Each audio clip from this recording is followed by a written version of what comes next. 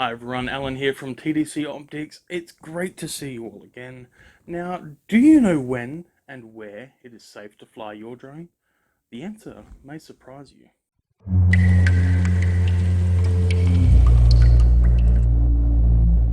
If you're thinking of getting a drone but unsure about the rules or even already have a drone and want clarification, then this video is for you. I'll be going through the current laws as of 2019 in Australia, how to abide by those laws, and also why it is important to do so. With drones becoming a popular pastime for hobbyists, enthusiasts, and professionals alike, it is important for the Australian government to create legislation around their usage. Now, I'm not one for telling people what to do, however, I think it is very important that we abide by the current laws set in place, as their disobedience could not only cost you greatly, but the entire drone community. Drone legislation is created and controlled by a government branch known as CASA, or Civil Aviation Safety Authority. When piloting a drone, you are in control of what is classed as a UAV, or Unmanned Aerial Vehicle, which sounds super badass. Currently, there are some strict laws surrounding drone usage, but all things considered, in my personal opinion, they're not too controlling. They could be much worse. For instance, in Canada, the laws are extremely strict. Not only are these laws in place for your safety, but the safety of others.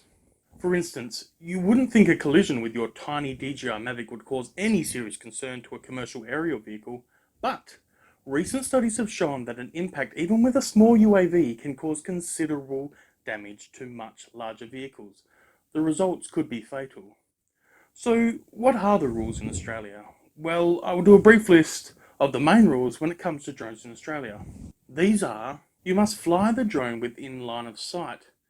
Bit of a tricky one. Sometimes I fly with FPV goggles, so it is important to have a spotter with you if needed. You cannot fly within 30 meters to vehicles, boats, buildings, or people. Now, this is vague, as there are plenty of instances where you will break this rule. So it is important, if you are flying in close proximity to any of these, you have consent from the person or owner. No flying over heavily populated areas or fields where games are in progress. Also, I should note, if you're close enough to make out the identity of an individual in your footage, you must get consent from the individual. If you are in controlled airspace, which is nearly all of Australia, you cannot fly higher than 120 metres. Do not fly in or around emergency situations like fires or accidents. The other day, actually, when I was at Cape Peron filming a video for my channel Shifting Your Focus, just before I was about to fly, a police chopper flew low overhead in a search pattern. So I kept my drone on the ground until I knew the helicopter was well and truly out of the area, but also stayed vigilant to bring it down at a moment's notice. This awareness is imperative to safety. You cannot fly for money or economic reward without a UAV license. Do not fly within 5.5 kilometers of an airfield. And that's fairly simple, and it's not too restrictive. Now, I cannot stress this enough. If too many members of the drone community break these rules, it is likely that the laws will just get stricter and more restrictive, which is why I think it is so important to abide by them. Now, I know what you're thinking. How do I know if I am in a restricted zone or too close to an airfield? That seems like a great deal of research and planning for something that's supposed to be fun. Well, our friends at CASA have made that one easy for you. There is an app that CASA have released called Open Sky, which is an app that overlays Google Maps to give you up-to-date information about areas you may be wishing to fly in. You can obtain the app through the Play Store for Android or the App Store for iOS. Now, I should note the previous app from CASA was called Can I Fly There? And if you still have it on your phone and open it, you will notice Australia is a total no-fly zone. Now, don't panic. The country isn't in lockdown. The app is just disabled. Delete that sucker and jump in and download Open Sky. You can view the colours on the map, which will indicate restricted areas, non-restricted areas, and of course the dreaded no-fly zone. Also, a little pin will pop up on wherever you are focused currently on the map, and if you click on it, it will give you the current restrictions for that area. Also, if you pilot a DJI and fly with your DJI Go app, you will benefit from the inbuilt GPS and mapping system, which is built into the app itself.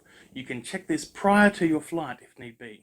I should point out that in my experience, the Open Sky, or previously Can I Fly There app, has been more restrictive on areas for flight. For instance, in the DJI app, I'm only about 100 meters into a no-fly zone at my house, but if I use the OpenSky app, I'm about a kilometer within it.